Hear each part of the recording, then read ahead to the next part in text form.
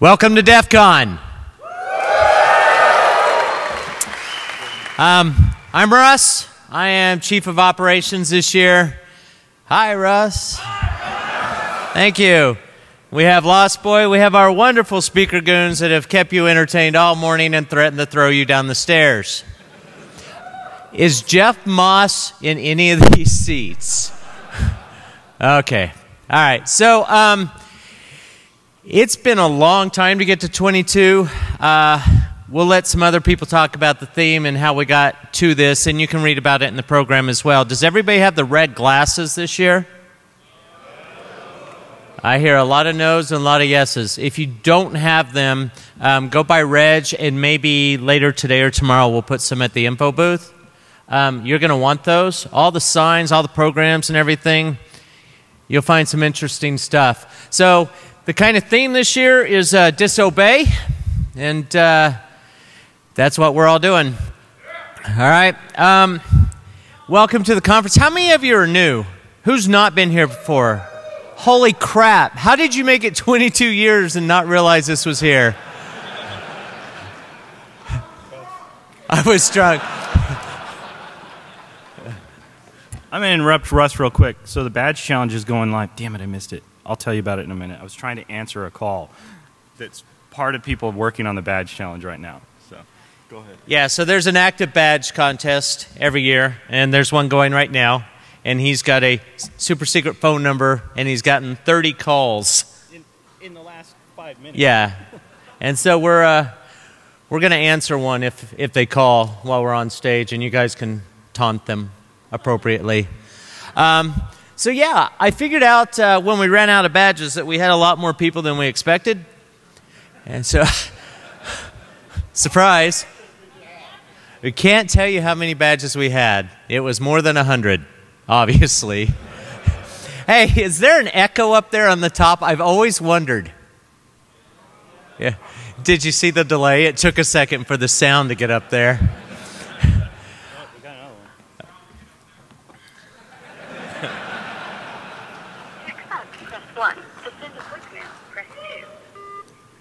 Hello. Hey, Ross. Are you in the audience? Are you in the opening ceremonies? He's right there. Yeah, I'm right here.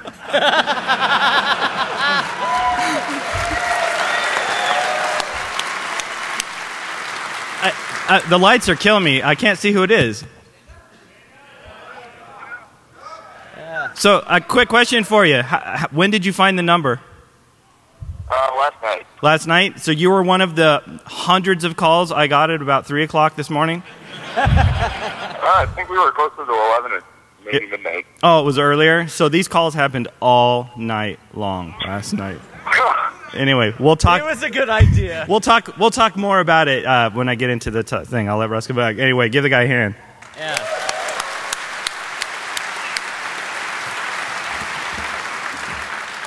All right, so we have a lot of really cool stuff going on this weekend.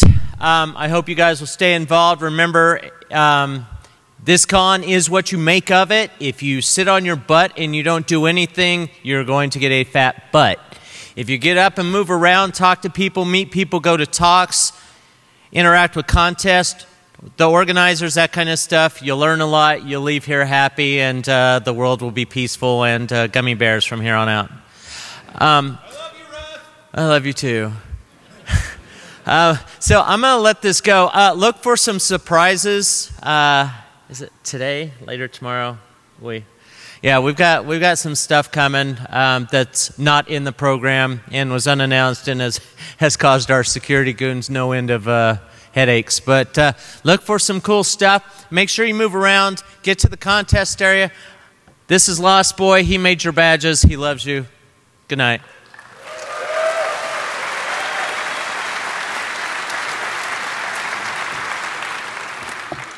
So do the hands one more time for those of this your first DEF CON. Even up top. Man, that spot's killing me. Wow. How many of you from out of the country? Wow, welcome. Give those guys a hand for traveling here. Ask them how many don't understand English. How many of you didn't understand that question? Oh, welcome, you guys. Friday morning. For those of you who are new and unaware, so we do like 101 and stuff like that on Thursday, but today is the day we officially open the conference. Like Russ graciously said, for the past several years, it's been Russ and I doing these opening ceremonies. If you want to talk about that, we can talk about that later. Welcome. We're glad to have you. Thank you to those of you who traveled. How many of you had any inkling of a clue what to expect before you came here, since we have so many noobs this year? I mean, seriously, knew what you were walking into. And how many of you still have no freaking clue what you're doing here? Yeah, that's how I feel too. Yeah. So Joe Grant did the badge designs for the first 5 years that we did electronic badges, and then he went and was doing his TV show and everything else, and then Jeff had stepped up and asked me to take over doing badge design because of the work I had done on the Mystery Challenge. I'd like to tell that story kind of to set the stage for what it is that's going on that might help explain to you guys so it makes a little more sense, and also as words of encouragement to try and get you involved in the conference, whether it's through contests or even just talking to other people. So my very first DEF CON, like many of you, I came by myself. I didn't know anybody. And I competed in a contest. And I actually wasn't going to say that, but thank you for the comment. And we're getting another phone call. But through that contest, I actually met my lovely wife, who is here in the front row today. Yeah. So the prize in a contest may be, you know, companionship. Wait, is that advocating something that we shouldn't talk about? Anyway, so the Mystery Challenge was a puzzle contest, and what we were trying to do is increase the participation in the badge challenge because every attendee gets a badge. And the Mystery Challenge was, the bar was set really high. You had to spend most of your con doing this contest. In fact, a lot of people came to DEF CON just to do the Mystery Challenge in the later years. So my first year, we decided not even to do an electronic badge because everybody had come to expect it, and we're always trying to change things up. And the focus of the badge that year was the puzzle contest around it, the crypto, the linguistics, the mathematics, the social engineering, the hacking, the lockpicking, physical security, all kind of rolled into one. The intention being that everybody would have something that they could do in the contest, and it would cause them to find someone else with the complementary skills so that it would increase communication between the attendees. And I try and do that every year. I try and design things into the badge contest and challenge that forces you to interact with other people, because some of us, as you know, have a certain personality type that may be less than favorable to social situations. Is that a nice way of saying that? As I speak in front of thousands. For me, it's all about the people. I have to sit down, and the problem that I face every year is most of you guys are way smarter than I am. And I have to come up with something that's entertaining for you, that's not ridiculously stupid, simple, so it keeps you intellectually entertained, but is also solvable in a finite amount of time during the space of the time of the conference. That's a harder challenge than you think. So those of you that are out there trying to solve cryptographic problems in the real world, you're trying to make an unsolvable or an unbreakable cipher. I'm trying to design a cipher that really smart people can look at for 2 days, get an epiphanal moment on the third day, and solve. So I have to introduce flaws into the systems that I design. And I found that it's actually the same process that we as hackers go through finding the flaws, except I'm implanting them in the system instead of discovering them. And it's kind of like reverse engineering, if that makes any sense. Like some weird Inception reference. Yeah, not, I just negated it. So, let's talk a little bit about this year. First of all, are the Parallax folks in the audience? Did any of you make it? Is that Ken back there? Is Ken here? Ken, can you stand up? Oh, Chip is here. Chip, stand up. So, I don't know if you've all been watching the Twitter feeds in Parallax's website. Since the chip on your badge this year, for those of you who haven't taken a good look at it, is a propeller chip from Parallax. Guilty confession, I am a former employee of Parallax, and they hold a place near and dear in my heart and always will. So Chip is actually the creator of the basic stamp. Those of you familiar, which is basically the grandparent of what you all know as the Arduino and everything else, because Chip started that whole shebang of taking a microcontroller and making it more accessible to the wider audience. A lot of people don't know that. They've been birthed into this community and the maker community through the Arduino and other things. It was actually, for those of you, how many of you remember the basic stamp? Yeah, give it a hand.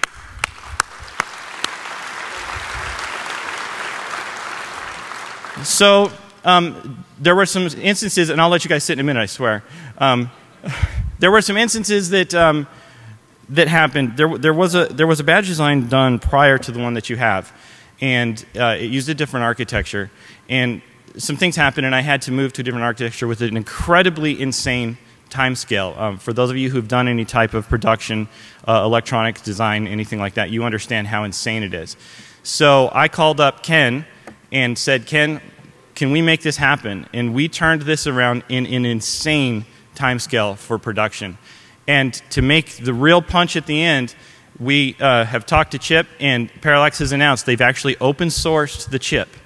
We're announcing it here, and they announced on the website yesterday, I believe, right?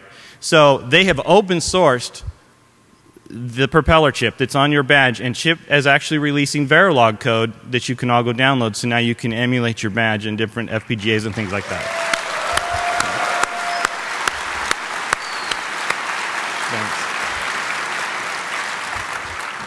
So in addition to Ken, is John in the audience? Did you make it, John? Is he not here? So you'll also notice there's another name on the back of your badge, which is John Williams. John was a coworker, a colleague when I was at Parallax, and now if those of you who read Nuts and Bolts magazine may see articles and things that he has written. He's a very dear friend, and due to the time scale, referencing back to I found my wife at DEF CON, I was actually slated to be married 1 week after we started design on the badge this year. So I called it in a favor from John, and we worked together along with the guys at Parallax and Ken and put this together. And because John and I worked on this together, I put his name on the badge as well. He will be here. He'll be in the Hardware Hacking Village along with, I think, some of the Parallax folks. So if you have questions and things like that, many of the libraries that we used when we wrote the firmware for the badge, or the code for the badge, are John's. I extended Chip's serial object and things like that to add some crypto elements to it and things like that. And we gave you all of that code on the conference CD, so you all have it. All of the software and tools for development for this architecture are free. So you can go and start messing around with your badge. So give So give those guys a hand for helping out. Because honestly, it would not have happened this year without them. Without John and Parallax, it would not have happened. In addition to that, if you want to see more interesting things, you may have noticed there is a talk this year on the prop lane that Russ and myself and a couple other folks, where we take the DEF CON 20 badge, and you can use this year's badge as well to do encryptors with your badge. So to facilitate that, everyone take your badge and look at the front of it, and you look underneath the chip. You'll notice that there's a series of pads. For those of you who are not familiar with PCB lingo, those are the parts that you would solder to if you were going to attach components to the board. And there's some exposed copper pads that those of you that do design and are familiar with these things may wonder, what the hell is that? So we took a circle pad and we basically split it in half with a trace in the middle. And what that facilitates is if you want to remove a part that's connected to the chip, you take a razor blade and you cut right through the middle. There's a real thin trace connecting the two halves of that circle. So you, in essence, hack the part off of the board without desoldering the part.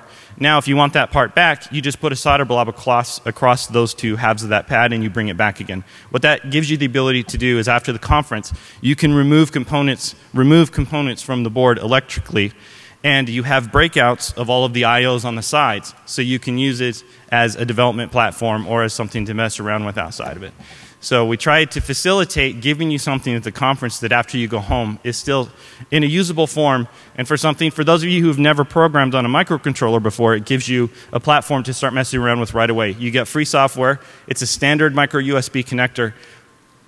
Just with a computer, you're ready to go. So you're welcome.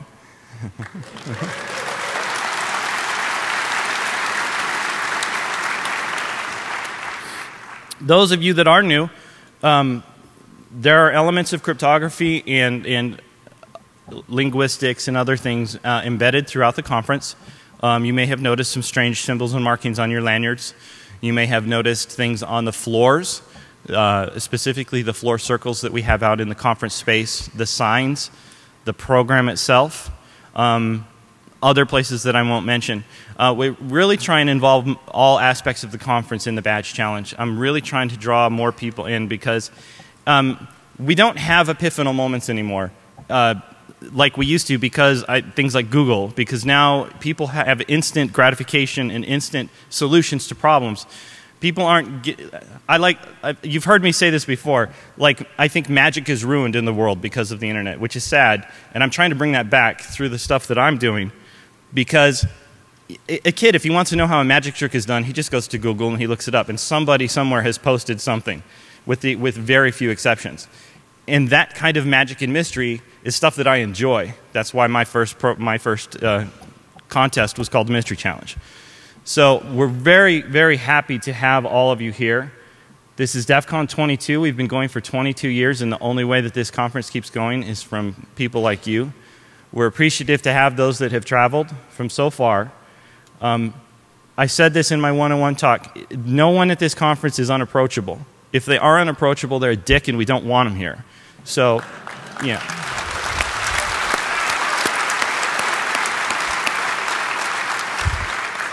I mean, I was just like you guys, and look, and I'm way not as smart as, you see the grammar thing there? I did that on purpose for my mother, who is in the front row. Say hi, Mom. Got it. Okay. Now to answer a question that I've gotten both through emails and Twitter for the past couple days, the next question I always get is, how do I get involved in things like doing the Badge Challenge? Find a group of people that are sitting out marking down codes on the floor. Find a group of people that you see all taking their lanyards off and looking at it. Have you all taken a good look at the back of your lanyard, by the way? I put it on the part behind your neck for a reason, because it encourages you to go up and talk to somebody, because you can't casually walk by and just see what they have on their lanyard. You have to actually stop, and it's actually an imposition to take it off. So it fosters a moment of a temporal buffer, if you will, to let you have some communication. That's why I did that. That's why it's annoyingly on the back of your neck instead of easily on the side. Please come up and say hi. I can't give you any more information without spoiling stages of the Badge Challenge. I have embedded in the contest means of finding hints and things like that. Next year, I hope to do some more interesting stuff. I'm going to clear with Russ and Jeff and things like that. I've got some big plans for next year, and I'm trying to build off of this year.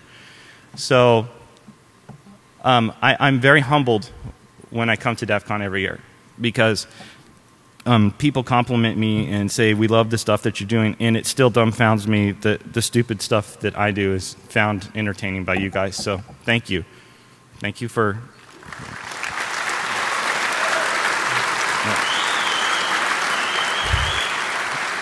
We were hoping Jeff might make it, but is that going to happen, Russ? Do you know if Jeff is going to make it at all? I said we were hoping Jeff might make it. Do you know if he's going to? You're not whispering at all. Hello. I don't know. I haven't heard from you. Just go ahead. Watch this.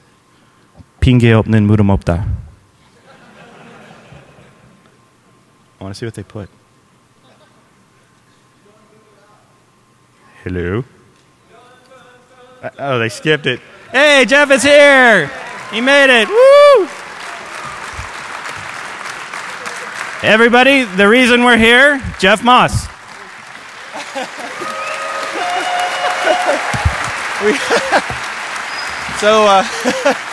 We totally did not plan that.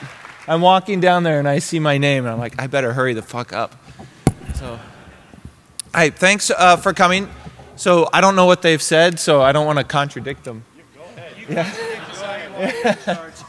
No, I want to thank everybody for coming. I just want to point out a couple things we try to do every year, and I'm not sure if Russ covered it, but one of the big challenges doing a show like this is what do we do with everybody? And it turns out we don't really have to figure that out. You guys are smart enough to figure it out yourselves. We just have to give you opportunities, and you'll do whatever you want. So this year we've tried doing things like the Privacy and Crypto Village. I'm trying to come up with new villages, right? find a way to split you guys up so you can meet other people that are like-minded. Maybe you don't want to be in a big room. Maybe you want to chill out and meet some other people. How do you do that? We already have a lockpick village. We already have hardware hacking. We already have Wi-Fi. Well, maybe now there's some people who want to do some more defense. Let's try to grow the packet forensics, the forensic side of the business. Okay, we're going to do the giant wall of sheep village because those guys wanted to step up and try it. And it was kind of funny. It was like unleashing almost like a tidal wave. We're like, well, we can give you your own space. And they're like, great, we've already built a village, like a village. And there's like, you know, you look at that thing and they went crazy. Oh, and we're going to need like 19 projectors. It's like, that's like a third of all the projectors for the whole conference. No, we really need like 19 projectors. And so I find with this community, you give them an inch and they take a mile and they just invent really cool stuff. So I'm thinking like this one small thing and they come up with this whole universe. And that's what's so awesome about this community is because it's exceeded my imagination every year. I mean, every year shit happens that we would never have conceived of. That to you guys were like, oh yeah, of course I have to connect the Pony Express to the blimp and drift it over the pool and get the porn star's phone number. I mean, that's what you do, right? It's like, yeah, I guess so, yeah, I was going to do that later. I just haven't gotten around to that yet. So then this year we also have, you know, the Tamper Evident Village. It's turned into a village, and now we've expanded that. This year there's a badge counterfeiting contest. And so I'll just give you a little bit of the history there. It was every year people would try to counterfeit these badges, and every year we would try to make it harder or a little different. So part of the reason why we never tell anybody what we're doing is we want to make it a little bit hard for the counterfeiters. Well, they've gotten really good. But you know, it's to the point now where like if you can counterfeit the badge, I said to somebody, like you should probably just be allowed in. I mean, because isn't that like the right mentality? Yeah. So we're like, well, but we don't want mass production counterfeiting. That's against the spirit. But if you yourself can do a one-off that's so awesome that gets past everybody, you probably spent half the con in your room anyway. So you should probably just come in and show off how cool it was and how you did it. I would love to get a talk together and have them talk about the challenges of the badge and how they got around it and how they defeated it so we could all learn. And so finally one of those guys, I said it enough, one of those guys came forward and said, you know, that's me. I was the guy. And so now one of the guys is running the badge counterfeiting contest. And it was so funny because I think we had Ryan on the phone, and Ryan designs the badges. And so he's like, yeah, but how did you get around the flame mark on the titanium? It's like, oh, well, that was a lemon juice in an oven at 400 degrees for an hour. And then he's like, yeah, but that had a unique twist to it. It's like, yeah, but I rub a thing in a linear direction and then I spin it. It's like, yeah, so it's really awesome. Like you think you're inventing the super technique to defend, and they come up with an awesome attack with like lemon juice and a gummy bear. And so this year that's a contest. That's a thing because I want to give people this creative outlet. And so I want more ideas. This year I was doing this media server every year, and I'm going to make this awesome media server, and it's going to plug in and you guys are going to download everything. And then I realized if you plugged in and tried to download everything, you would be here for 5 days. You just can't download fast enough. And I was talking to a friend and he's like, well, you know, that's an interesting engineering problem. How do you move that much data to this many people if they want it? And it's like, well, I don't know, but I probably need like, so now I have these ridiculous hard drives, RAID 10 with like dual 10 gigabit network ports bonded. It's 20 gigabits. It's like, well, that's still not going to work. So I was like, I'll buy hard drive duplicators. Nothing beats like a FedEx truck full of hard drives. And so now we've got like 6 of these giant dupers that do 1 to 11 drives at a time. And you can come in and check in your 4 terabyte hard drive in the morning, and at the end you'll have a copy of like all the con video I can find from all the cons everywhere that I can find. And it's in beta still, and I'm realizing that's not fast enough either. Because it takes like 11 hours to dupe 1 4 terabyte drive. The queues filled up for people giving drives like the minute they could get to the counter. Yeah, and so I thought, and it was going to be 3 drives, and now I got basically everything to fit on 2 drives, and the queues are filled up and we're done. And that was like, I don't really want to say a number out loud, but $15,000 of hard drive dupers. And it's done, we're full. So next year we're doing a disk duplication village. And so,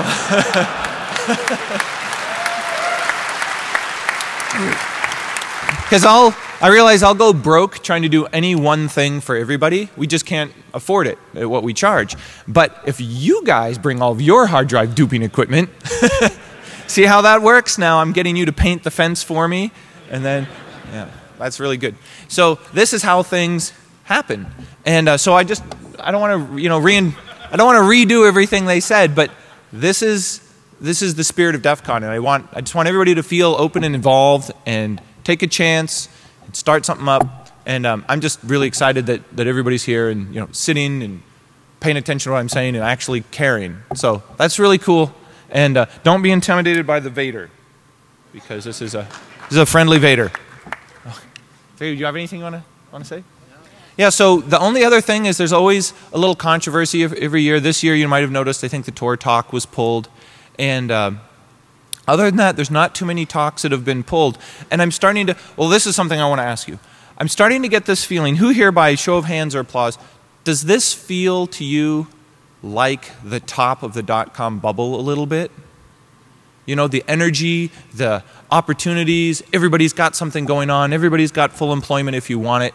It's really starting to feel like sort of the .com bubble. And so how many years is this going to last? I don't know, but this is our time. This is our big opportunity. So let's do something with it before it all explodes in a couple of years. Interesting fact, about 35 to 40% of this audience has never been here before. Yeah, 30 to 40% is new. Yeah. It may have been more than that. If you ask them to raise their hands, it's No, I don't want to call them out because then, they might be embarrassed. But you're all new anyway. Okay, who here is this the first time to DEF CON? Right? Okay, now, how did you hear about us? Just raise your hand if it was a friend, word of mouth kind of thing. Yeah. And who here, because of our, our advertisement in Time magazine? So that's how we've grown. This is like, there's no money for advertising. Are any of you meeting Nigerian princes here? Yeah. You'll deposit the money with me after the Nigerian prince gives it to you. So that's how we grow, word of mouth, because that's the best advertising. Turns out that's the most valuable advertising there is in the industry, and it's also the thing that's free. So I'm all for that. Because we can't compete against the marketing of an RSA, and nor would we want to, because we always have these debates like, should we change this part of the con? Should we tell, and we're like, if they don't want to come, they won't show up. It's like, if we don't want them to be here, or they don't want to be here, that's fine. I can actually go and uninvite and just say, hey feds, please take a year off, because I don't have like a marketing engine or a P&L that says I have to get as many people as possible on the planet here. No, it's like, I need the right kind of people here. I need people who want to be here, not that have been ordered by their boss to show up. And so a lot of times it's like, well, that might not be very corporate friendly. And then the other half of us say like, you know what, we're a hacking conference. We don't really care. And so that has given us so much freedom to just do what we kind of want to do. And look at how many people respond to that. I mean, how many people, by show of hands, how many people are happy that we just don't take sponsorship dollars ever? You don't see an advertisement anywhere. Yeah. So, like, that would be really great if I had all the money from the sponsors, but then you get these problems like, I really want to speak and I just gave you $40,000. It's like, well, sorry guys, you don't get to speak. I don't want to have anything to say. Yeah, you don't have anything to say. So we can avoid all these problems, and I think people respond to it because you just want to be here and you don't want to worry about like, well, what's the hidden agenda? I want you to worry about maybe my hidden agenda and his hidden agenda and other hidden contests. But and I think that's just, I'd love for you to come up and tell me if you respond to that or not, or if that was a thing of the 90s or 2000s, and everybody has sponsorship now, so what's the big deal? But I think there's some unique things about the show that you like, and I want to know, is there something new you would like to see, And so we always try to adapt, and the show is a reflection of the people who come. And so sometimes when you hear complaints like, man, I wish it was like it was 10 years ago, it's like, well, I do too, but don't you want more people to know what we're doing? Don't you want more people to be involved and excited? It's more of a, if you're excited and engaged, then it's a win. Yeah, it's not how many people are here, it's how many of the right people that get it are here, you know, because that's sort of our mission. And so I don't get too worried about the numbers. There's plenty of other shows to go to. If you want to go to a smaller show, that's great. I love small shows. I go to them too. I go to big shows. I go to all shows. But this happens to be the one that we run, and we just focus on trying to get the right people. So I'm totally stoked that you're here. I'm a little amazed that we got up, you got up so early. I got up a little later than you. Maybe I was up a little later too, I'm not sure.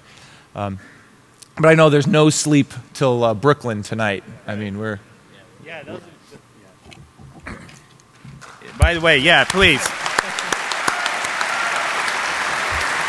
So, yeah, one more time, you know, thank you, Jeff. 22 years. Thank you.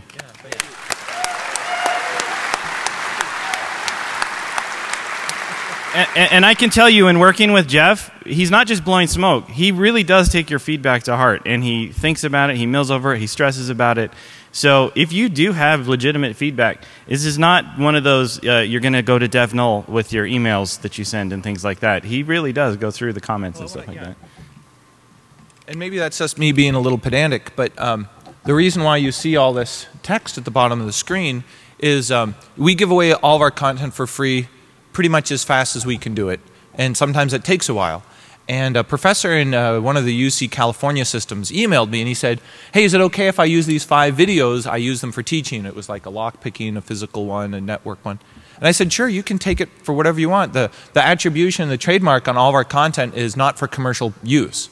So it's copyright free, except no non-commercial use is prohibited.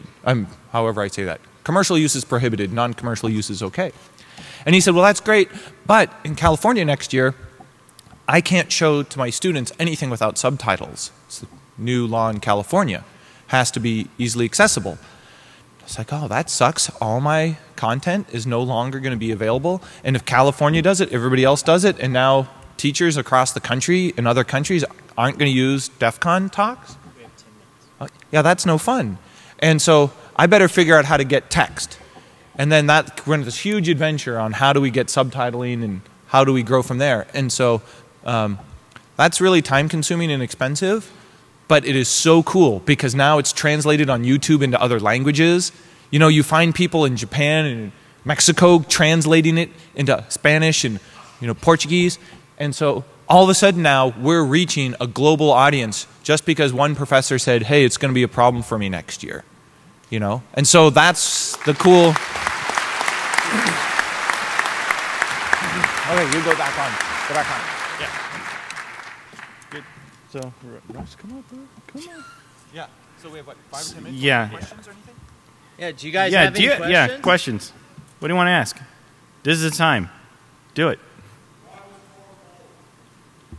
I'll let you answer that. Yeah. So why was it torture? I don't think I'm going to say anything you didn't read in the newspaper, because nobody's actually talked to those guys as far as I can tell. They're like totally quiet.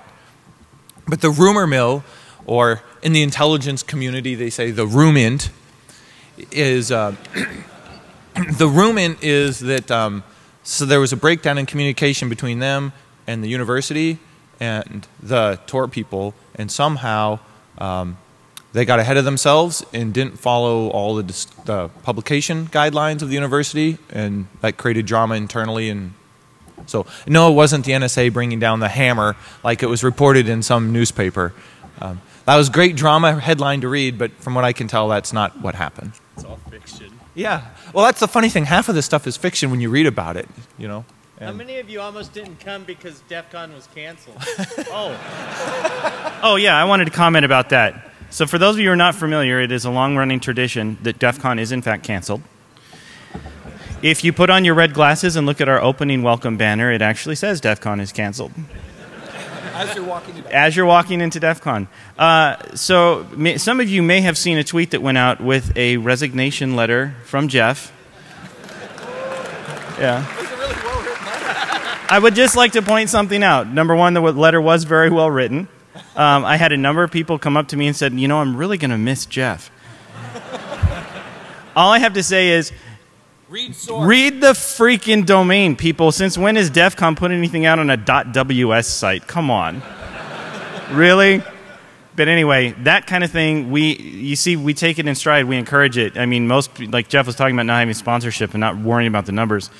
We have a long-standing tradition of trying to talk people out of coming to the conference by tricking them into thinking the conference is in fact canceled through for legitimate channels. So that's just how we play here. So. Do you have any other questions? We have about 5. Oh. Yeah. The question was registration faster, please. So, yeah, I'm really sorry about that. You totally caught us. I don't know what happened. I mean, DEF CON 20, our 20th anniversary, we knew there were going to be a lot of people. And so we staffed up, and we had a lot of people, and we knew there were going to be lines, but there weren't going to be, we're hopefully not terribly long. So since then, every year we add registration staff. And normally what happens is there's a surge on Thursday, and it goes for quite a while, and then people come over from Black Hat, and then people drive in from LA or whatever, and then Friday people get off work, and there's like these patterns to when people show up. Not yesterday. Everybody showed up at the same 4 hours. Like where did you come from? Black Hat is still running. There's like, 7,000 people down the street. They human DDoSed us. Yeah, it was a human DDoS. Yeah. It was like I wanted to say something about the badges. Yeah. So in theory, you guys have pwned DEF CON. Yeah. We're like, where are you coming from? Is it the same people coming around? And so really sorry about that, but something changed this year, and now your pattern is everybody all at once right at the beginning. Well, we even increased the number of registration. Yeah, I mean, we have more, we love them, we call them the Reg Grannies, and because there's a whole contingent of people living in the Vegas area looking for work, part-time work, they work for these temp agencies, and they're the nicest people in the world, and they're all retired. So we hire a batch of them every year to hand out the badges. And they're really, really cool to work with. And we just every year increase and increase and increase. And now we physically have run out of space to add them. So next year we'll... We're full of Reg Grannies. Yeah. But... That should be a t-shirt. Yeah, Registration Village.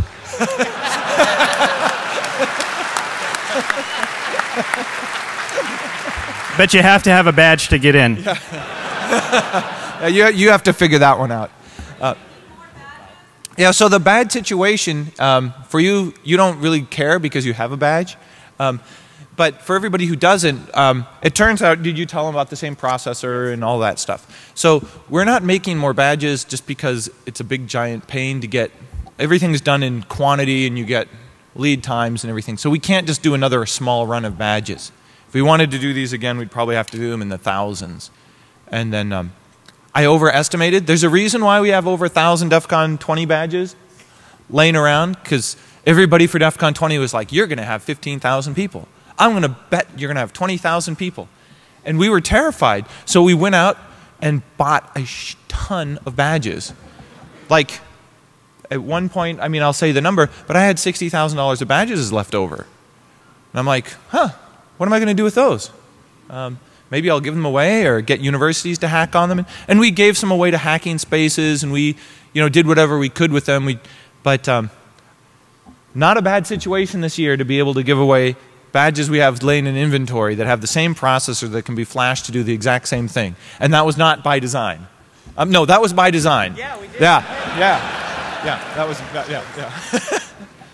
yeah, yes. That's just how it works. Yeah, so the problem is somebody on Twitter was saying like, well, that sucks. How come you can't, manage this? And it's like, we stress out for so long. But did you notice you paid cash? We don't do pre-registration for a reason. We don't want to be an attractive target to subpoenas. So how do I order the right number of badges? And if you can figure that out, it's sort of like the Netflix challenge. If you can optimize my predictive movie rentals by 1%, it's worth a lot of money to me because I either have not enough badges or thousands too many. Take Bitcoin? Yeah, but you fuckers are going to hack that stuff and... and then I'm going to be broke. And then the day after I'm broke, you're going to be rich. And it's going to be like... So, yeah. Anyway, so yeah, it's not like we're just asleep at the wheel. We just haven't, there's some hard problems still left, like how to get you all the content, how to get you all registered. But we're working on it, and what's so cool about this community is everybody's pretty forgiving. And when you explain to them, I try to be really transparent about everything. I mean, you don't need to know about the background drama on, you know, like why that screen is not as wide as it should be. But I try to be really...